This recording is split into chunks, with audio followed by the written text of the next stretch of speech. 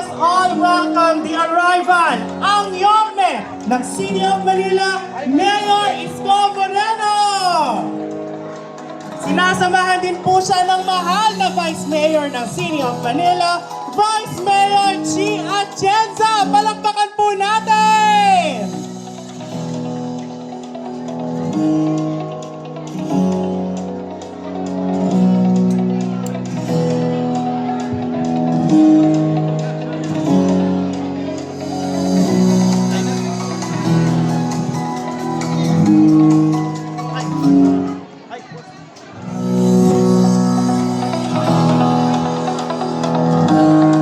Nakakis ka, ha?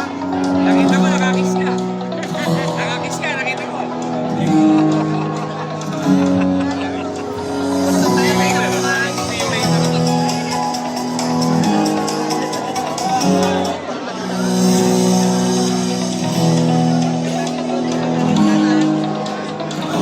Tuloy na ko una.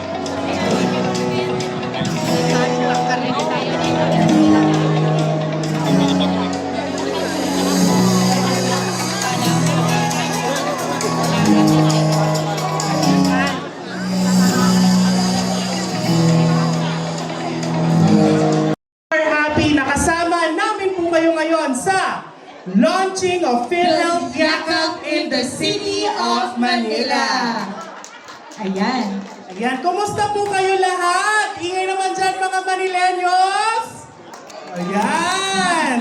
Ayan. So magkakaroon lamang po tayo ng munting programa bilang parte ng launching na ito. Kaya inaanyayahan po namin ang lahat na magsitayo para po sa ating preliminaries. Sisimulan ng National Anthem, Catholic Prayer, Muslim Prayer, Awit ng Manila, Bagong Pilipinas Hymn at PhilHealth Hymn.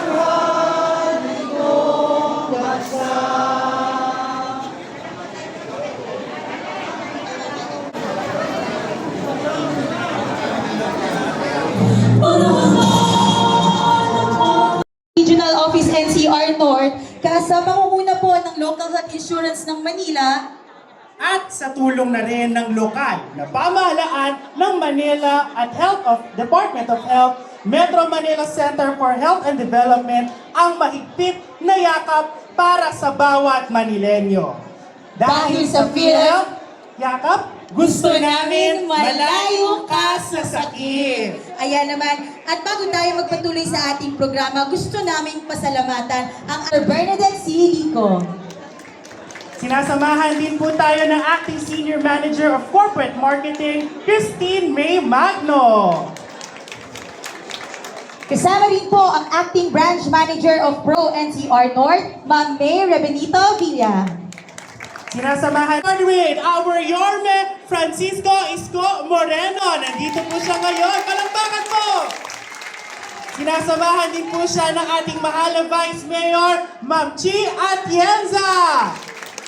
Ngayong umaga, kasama rin po natin ang Congressman City of Manila, Irwan Tieng.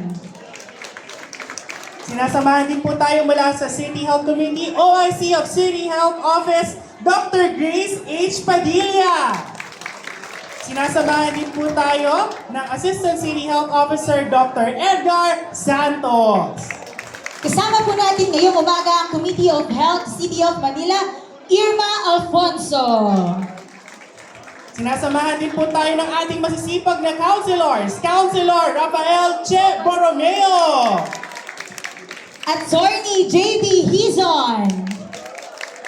Councilor Roberto Bobby Espiritu II. Councilor Raimundo Mon Yupanco. Councilor Mark Anthony Tolmac Ignacio. At syempre kasama rin po natin si Councilor Awi Sia. Ayan po. Kasama rin po natin ang Manila Health Department Medical Support of City of Manila. Sinasamahan din po tayo mula sa Department Head of Tourism, Culture, and Arts of Manila, Ma'am Amanda Cristina Cristal El Bagaching.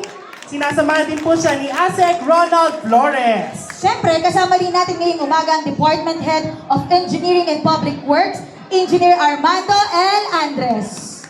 Sinasamahan din po tayo ng OIC of Manila Urban Settlement Office, Architect Ernie Oliveros. Kasama rin po natin ngayon ang Department Head of City Electricians Office, Engineer Randy Sadak. Sinasamahan din po tayo ng Department Head City General Services Office, Ma'am Telma L. Perez. Department Head of Public Services of City of Manila, Kenneth G. Amurao. Department Head of Manila Disaster Risk Reduction Management Office, Mr. Arnel Eustacio M. Angeles. Department Head of Manila Traffic and Parking Bureau, Dennis P. Villae. Kasama din po tayo ni PMAJ MARC and Apostol Department Head of MPD District Traffic Enforcement Unit. Department Head of Manila Police at kasama rin po natin ang Department Head of Manila Public Information Office. At sinasamahan din po tayo, maraming salamat din po sa pagpo-provide ng mga tent, Chairman Jerry Pepot Mariano. Once again po, parinig naman po ng isang masigabong palakpakan. Napaka-fortunate po para masamahan po tayo ng ating mga distinguished guests this morning. At ayaw na po namin pahabain pa ito para simulan po, Jody. Yes, upang tuloy-tuloy na ang ating programa, inaanyayahan natin upang magbigay ng pambungad na mensahe, Dr. Lester M. Tan, Regional Director of the Metro Manila Center for Health Development. Palakpakan po natin siya. Magandang umaga po sa ating lahat councilors, kay PhilHealth Senior Vice President Walter Macaresa, kay PhilHealth Vice President Bernadette Lico, of course, sa City Health Officer, Dr. Grace Padilla, at lahat po ng mga department heads ng City of Manila, lahat ng mga city councilors, mga barangay officials, at lalo-lalo na po sa mga lolo at lola na nandito po para kumuha ng mga serbisyo dito sa Manila City. Isang malusog at magandang araw po sa ating lahat, sa ngalan po ng ating kalihim Secretary Teodoro Herbosa. Taus-puso pa namin pinapaabot ang aming pasasalamat at pagbati po sa inyong lahat tungkol sa mga mahalagang aktibidad po na ating isinasagawa ngayong araw. Ito po ay ang formal na paglulunsad ng PhilHealth Yaman ng Kalusugan o YAKAP program. At of course, meron din tayong handog ng Pangulo Medical Services dito sa lungsod ng Maynila. Patuloy lamang po ang mga ito ng ating mas malawak na layunin na maipadama po sa bawat mamamayan, lalo na dito sa lungsod ng Maynila, na may gobyernong nagmamalasakit po sa inyo at handang kumalinga. Sa pamamagitan po ng PhilHealth YAKAP, ating mas lalong pinapalakas ang pangakong walang Pilipinong maiiwan sa pag-abot ng mga serbisyong pangkalusugan. Sang-ayon po ito sa diwa ng 8-point action agenda at of course sa universal healthcare. No? Dahil po higit natin pinapaigting ang pagbibigay ng mga abot kayang serbisyong medikal, serbisyong may benepisyo, mabilis na pagpoproseso upang maramdaman po ng mga tao ang gobyerno. Lalo na ang City of Manila, ang Department of Health at ang PhilHealth na kaagapay sa oras ng pangangailangan. Nabanggit ko nga po, kasabay rin ito ang isinasagawa natin ang handog ng Pangulo Medical Services. Ito po ay isinasagawa sa buong Pilipinas. At ito po ay also isang inisyatibo ng ating pamahalaan na direkta nakaugat sa adhikaing may hatid ang serbisyong pangkalusugan sa mga komunidad.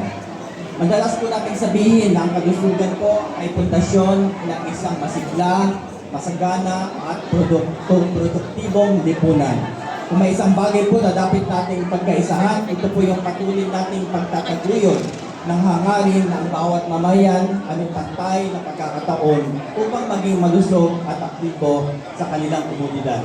Paulit-ulit ko pong naririnig si Mayor Isko Moreno, yung sinasabi niya minimum basic needs, yung MBN, no? Tumatatak po sa aking isipan parati tuwing nagsasalita si Mayor.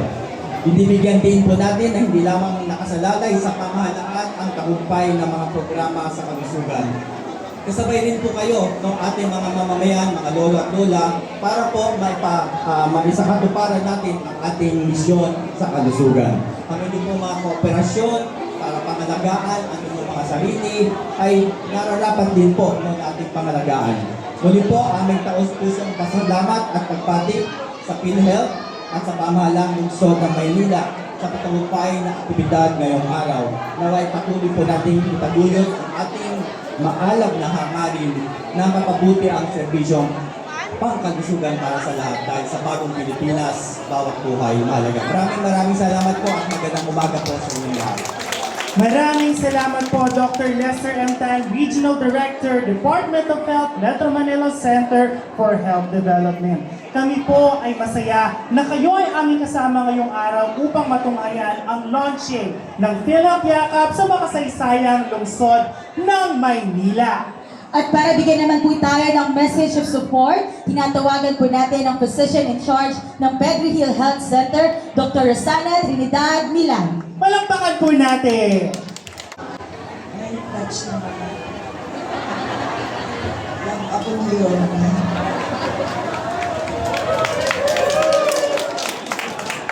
Salamat po. Ayun, nahirapan kasi siya kasi maliit lang. Buong puso namin kayong ikinagagalak na makasama dito sa makasaysayang paglulunsad ng PhilHealth Yakap. Program ng ibig sabihin ay yaman ng kalusugan. Isang natatanging araw ito dahil kasama natin sa ating harapan ang mga mahalaga at iginagalang na pinuno ng ating city. Mayor Francisco Isko Moreno Dumagoso sa kanyang masigasig na pamumuno para sa kaayusan ng kalusugan ng mamamayang Manileño. Kasama rin natin ang ating Vice Mayor Angela Lei Chi Atienza Valdepeñas, ang ating tinatawan sa Kongreso, Honorable Irwin Cheng, ang laging handang tumulong sa ating pangangailangan, ang DOH Regional Director, Dr. Lester M. Tan, at ang masipag na PhilHealth President, Dr. Edwin Moreno. Sa kanilang tanggapan nagsimula ang inisyatibo para simulan ang programa ng Yakap sa PhilHealth dito sa NCR. Sa aming mga pinuno ng Manila Health Department at kasamahan sa ahensya, Dr. Grace Padilla, sa kanyang partisipasyon at pagkakaloob ng kanyang serbisyo. Nasa ating harapan ngayon na makatatanggap ng serbisyo sa ilalim ng Yakap program, isang maganda at mainit na umaga sa inyong lahat. Ang inyong presensya sa umagang ito ay aming inspirasyon. Pilipinas. Ngayon po, para po sa susunod na mensahe ng suporta, tinatawagan po ang napakasipag na Vice Mayor ng City of Manila, Honorable Angela Lei Chi Atienza Valdepeñas. Palakpakan po natin!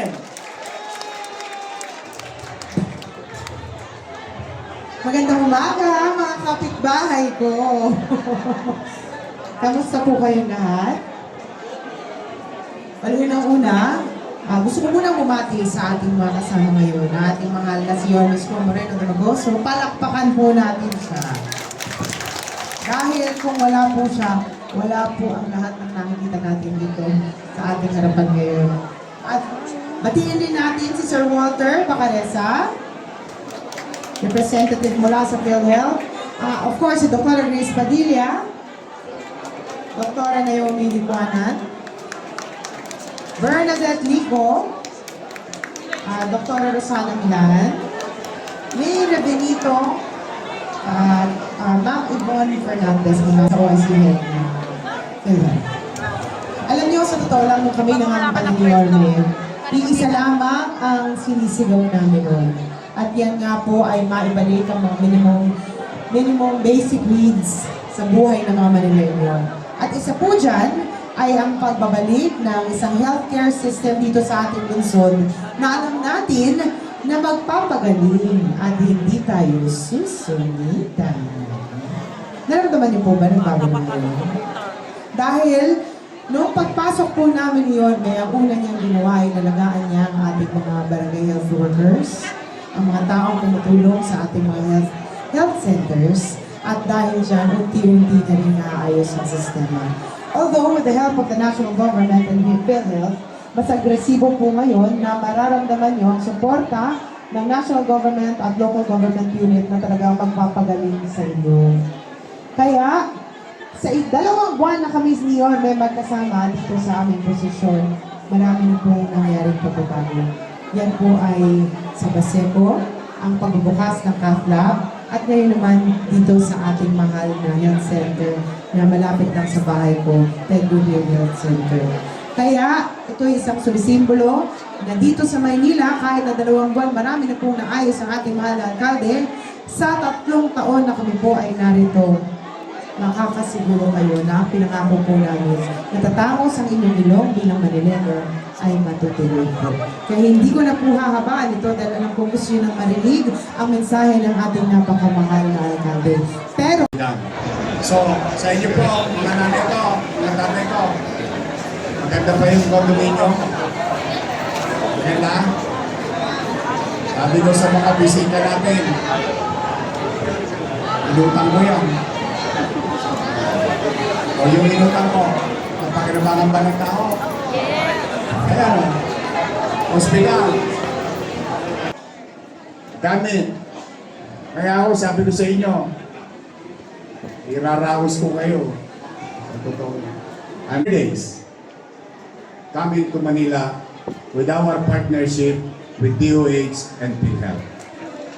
Sa atin naman, kayo mga nanay tatay ko, abangan ninyo, magiging... Alam na this. Basta ako, pag masaya yung mga lolo't lola ko, mga nanay tatay ko, tanggal na pagod ko. Sa totoo lang, kayo lang yung kaligayahan ko ngayon pag nangingiti kayo. Kasi gusto ko naman, iba sa inyo, konti na lang ang birthday.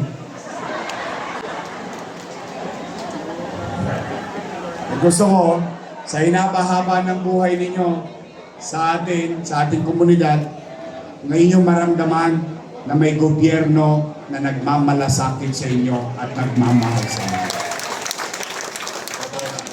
So muli, maraming salamat sa PhilHealth at alay namin ng Manila Health Department ang pasilidad ito sa ating mga nanay-tatay, mga lolo't lola, mga batang Maynila. Umanatag kayo. Umanatag kayo. Kahit gipit tayo, kahit gipit na gipit tayo, hindi ako titigil. Okay, mag-alala. Sanay ako nang wala. Alam niyo naman siguro, no? Yeah. Galing ako sa wala. Yeah. Nakaraos ako. O iraraos ko din kayo, mga batang Manila. Magandang araw. Pagpalain nawa kayo ng buwang may kapal. I love you. Manila! God first. Thank you.